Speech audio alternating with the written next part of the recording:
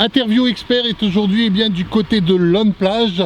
Pour en savoir plus, sur ce parcours particulier de Lone Plage où nous retrouvons monsieur Marc Darcourt. Marc, bonjour. Bonjour.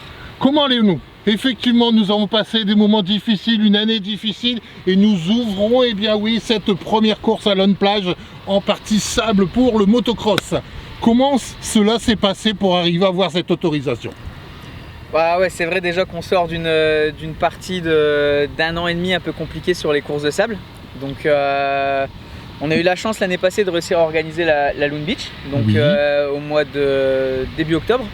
Donc c'est juste avant qu'ils referment tout, donc on est passé à pas grand chose, on a de la chance et on a fait la course pro au mois de décembre où tu étais présent aussi, où là on n'avait pas le choix, c'était que pour les pros, mais bon c'était une expérience, c'était quelque chose à faire, on a eu un peu de spectacle, c'était cool. Là on avait reposé les dossiers, on espérait tous qu'il y ait une reprise normale au mois de mars. D'ailleurs, on a vu que tous les clubs avaient posé des dates, etc. C'était un peu plus long que prévu. Là, on passe, ça fait déjà un mois maintenant que ça a repris avec des restrictions un peu pas forcément évidentes, avec le public qui doit être assis notamment, moins de 1000 personnes. Donc je pense notamment aux clubs qui ont besoin, j'en ai besoin aussi, mais qui ont encore plus besoin des billetteries, des friteries, etc. Où c'est pas évident. Là c'est simple, j'avais fait un dossier à huis clos fin mars quand on doit déposer le dossier, donc j'ai eu l'autorisation fin mai comme quoi ils étaient ok pour le huis clos. On a dit écoutez, comme les mesures évoluent, peut-on avoir un peu de public? D'abord la préfecture a été réticente, mais grâce au soutien de la Ligue et de la FFM puis du ministère des Sports, ils ont vraiment bataillé pour qu'on puisse avoir au moins une course à moins de 1000 personnes, mais quand même c'est un peu de spectateurs, donc c'est un peu d'entrée d'argent, ce qui nous permet d'avoir un petit peu de top pilote et puis aussi une ambiance, hormis le côté financier. C'était vraiment spécial d'organiser avec aucun public. Je pense à la Loon Beach où on passait, même avec 400 pilotes, c'était un drôle de feeling, quoi. C'était pas très agréable. Là au moins Alors pour dimanche, il faut savoir que est-ce que l'on pourra venir sur place, prendre son billet et rentrer, ou il est préférable effectivement de se mettre sur internet, d'avoir la possibilité d'acheter son billet pour être sûr de pouvoir rentrer? Bon voilà, donc déjà dans les restrictions, dans le protocole sanitaire FFM que je vais mettre en ligne demain, c'est écrit mettez une billetterie en ligne, comme ça si on atteint le quota de personnes autorisées, on ferme. Là, on les a pas. C'est déjà parce que c'est une petite course d'été, j'ai rarement énormément de spectateurs sur les épreuves. Là, on est à, je crois que pour être honnête, sur le site Hello Asso, on doit être à 250 tickets, quelque chose comme ça. Donc ça veut dire qu'il va rester à peu près 300 tickets le jour de l'épreuve, mais je sais très bien que déjà qu'il y en a qui vont essayer de gruger en arrivant, en étant cachés comme d'habitude dans les camping-cars. Donc ceux-là vont devoir prendre un ticket puisqu'on met un système de contrôle en place. Et puis aussi les gens qui ne sont pas forcément au courant, c'est vrai que maintenant j'échange beaucoup via Facebook. Il n'y a pas forcément tout le monde qui va dessus, c'est pas un avantage. Après j'envoie un maximum d'infos via Engage Sport, mais il y en a qui ont d'autres adresses mail, etc. Donc, tout le monde n'a pas forcément l'information. Là effectivement, aller sur la billetterie, c'est plus facile pour nous. On sait exactement combien de personnes on a. Ça montre qu'on est rigoureux auprès de la préfecture aussi pour tous les événements, pas seulement le mien, mais je pense que moi si ça se passe mal ça peut avoir des répercussions sur les autres, tout comme si les autres ça se passe mal ça a des répercussions sur moi, donc c'est vraiment tous les clubs ensemble là-dessus pour essayer d'être carré.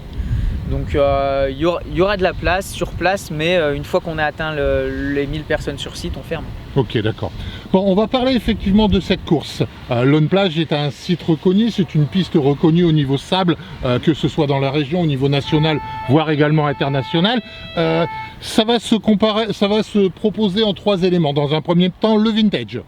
C'est ça. Bon, on a mis en place le vintage maintenant depuis 2 ans. Bon, déjà parce que j'en suis fan et que je m'en fais une aussi, donc ça, merci pour moi. Ça aide un peu, et puis j'adore retrouver les deux temps, l'ambiance, et les gens se prennent pas la tête sur le vintage, c'est vraiment une bonne ambiance sympa, c'est à la cool. Donc là même je suis content d'être à 35 pilotes, j'espère monter à 40, ça nous fait une belle grille. Tout à fait. Avec du bon 500, les mecs sont motivés, on a J8, le pilote du club qui fait aussi pas mal de pubs sur le vintage, et les gens aiment venir le voir pour ça. C'est d'ailleurs pour lui, je tiens à le dire en interview, qu'on a monté à l'année 2000 pour la la date limite du vintage parce qu'il n'avait pas de moto. Donc on a monté un peu la date. L'esprit reste le même. Faut savoir que les premiers cadres à lutte n'est pas forcément évident à rouler, donc ça va pas changer grand chose. Et JV, on peut le mettre sur une 2018. D'accord. Il va pas gagner la course vintage pour autant. On va dire que ça commence relativement tôt. Les premières compétitions, le premier tour, il va falloir se lever très tôt parce que ça commence à 8h. Bah, à la base, on peut pas commencer un petit peu plus tard. Je voulais commencer un peu plus tard, mais on a décidé de mettre un tour de chauffe. Ouais. Faut savoir qu'il y a tous les niveaux. Le circuit est long. Il y a des mecs. Quelle est la distance? Alors pour le vintage, on est sur du 2 km 3, il me semble. C'est le circuit de cross, tu sais, qui va pas jusqu'au fond. Par contre, pour le circuit moto, on est sur du 4 km 2. D'accord. Donc là déjà, 4 km 2, il faut savoir que les derniers ils vont tourner vite en 12-13 minutes, même sur le plat. Pour le peu qu'il y ait un problème au tour de chauffe ou quoi, tu es obligé de prendre un laps de temps d'une demi-heure. Donc ce qui fait qu'on a mis à 8 heures, sinon on passait pas dans la journée. D'accord. Les gens savent pas forcément non plus, mais si tu fais 2 jours, tu as beaucoup de pilotes qui peuvent pas venir, qui travaillent le samedi. Voilà. Ça te coûte, et puis à la distance, beaucoup de charges en plus sur 2 jours aussi. Tu peux pas le faire pour une petite course comme ça. Donc on a mis sur une journée très condensée, mais il faudra être là à 8 heures, il fait beau, ça va aller. Pour le ça va être un peu difficile. Ça va être un petit peu difficile de se réveiller. Voilà. Bon, après le vintage, donc il y a une première course à 8 heures. Après, il y aura 2 autres compétitions. Il y aura 2 autres concours à faire. 3 autres. Il y a les 85 après. Ouais. Ils sont peu nombreux, ils sont une quinzaine, mais bon, on essaye toujours qu'il y ait quand même les enfants qui puissent rouler. Ouais. Donc les 85, c'est 3 x 15, puisque la FFM souhaite qu'on soit en dessous des 45 minutes de roulage par jour pour les jeunes. Donc on a décidé de faire 3 manches de 15 minutes. Oui. Ensuite on enquille avec effectivement 1 heure moto. Donc déjà le tour de chauffe, on est à 140 inscrits là. Donc tu es obligé de les envoyer un par un, faire attention, les remettre en grille. Ceux qui font le plein entre deux, la demi-heure elle est vite bouffée. Justement au niveau de la grille, on va en parler parce que ça sera un petit peu particulier cette année. On va faire un petit peu comme les 24 heures du Mans moto. Ça s'appelle un départ Le Mans. Donc ça sera un départ type Le Mans effectivement, où ils seront, on est à côté de la grille, là ils partent. On a mis en place le prépare, que les gens seront à 18 mètres de leur moto exactement, on a mesuré, et ils devront courir jusqu'à leur moto au coup de sifflet. Donc c'est un départ dont ils ont l'habitude, on a déjà fait 2 éditions de la Ultimate où c'est comme ça parce que déjà... c'est spectaculaire. C'est différent, les gens aiment, c'est spectaculaire. Et surtout, d'un point de vue sécurité, ça évite le premier gros bouchon où tout le monde arrive à bloc en même temps. Quand même, ça dilue vachement. Là, cette année, ce qu'on fera, la dernière fois, il y avait un peu de triche, les gens qui démarraient la moto avant avec le démarreur, etc. Donc là, ça sera un départ moteur allumé. D'accord. On essaiera de faire le plus vite possible que les motos n'aient pas le temps de chauffer. Donc leur mécano tient la moto, départ allumé, et voilà, c'est parti. Ok. Justement, au niveau, vous m'en parliez du mécano, on a le droit, chaque pilote a le droit à combien Alors, un pass. C'est vrai qu'on est habitué à en donner 2. Oui. Mais bon, restrictions sanitaires obligent. On a reçu l'ordre par la préfecture de respecter le 1 pilote, 1 accompagnateur pour limiter le nombre de personnes sur site. Donc après, la billetterie reste ouverte pour eux. Je l'ai indiqué sur Engage Sport, ils sont au courant. Après, on a aussi l'avantage que ce soit 1 heure. Beaucoup ont des gros réservoirs pour les courses de sable et vont même pas ravitailler, c'est ceux qui veulent boire un coup ou s'amuser. Mais donc boire une bière quoi. Voilà, c'est ça, mais sans alcool. Oui, tout à fait. Et puis bon, on va parler effectivement de cette course au niveau de la 3e, effectivement, le 4e élément. Au niveau des pilotes, nous avons effectivement quelques grands pilotes qui seront présents.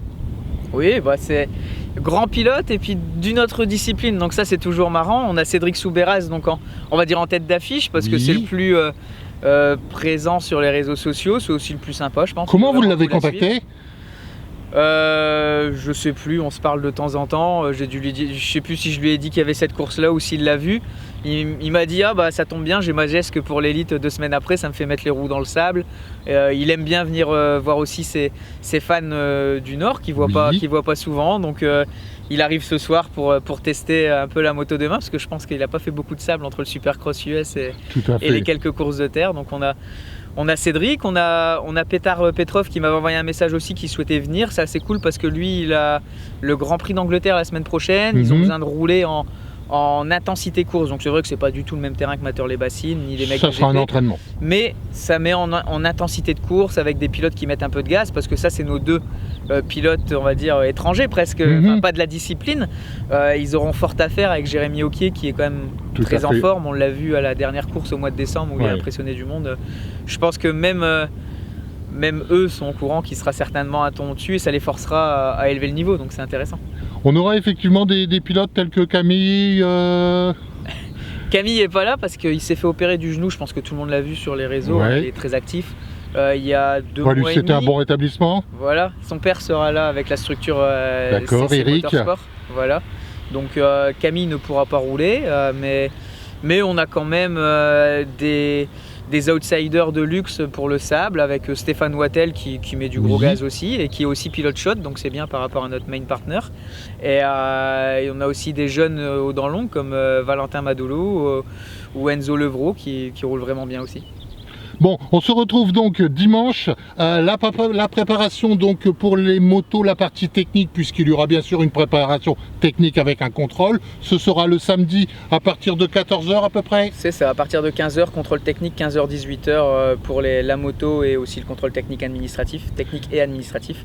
Et puis après le dimanche matin, parce qu'on a quand même beaucoup de monde qui ont beaucoup de routes ou qui travaillent le samedi, j'ouvre à partir de 6 h 30 pour faire les administratifs très tôt. Le cas échéant, effectivement, on pourra effectivement dormir sur place pour être là à 8 h pour faire le vintage. C'est ça. Ouais. Marc, je vous remercie particulièrement. Merci d'avoir fait effectivement cette course pour, entre guillemets, rouvrir la partie sable, même si elle ne fait pas partie de la grande lignée de la ronde des sables, entre guillemets. Malheureusement, peut-être que cela viendra par la suite. Mais en attendant, eh bien, merci pour ce que vous faites pour les pilotes et merci pour la région. Merci Marc. Merci, à ce week-end.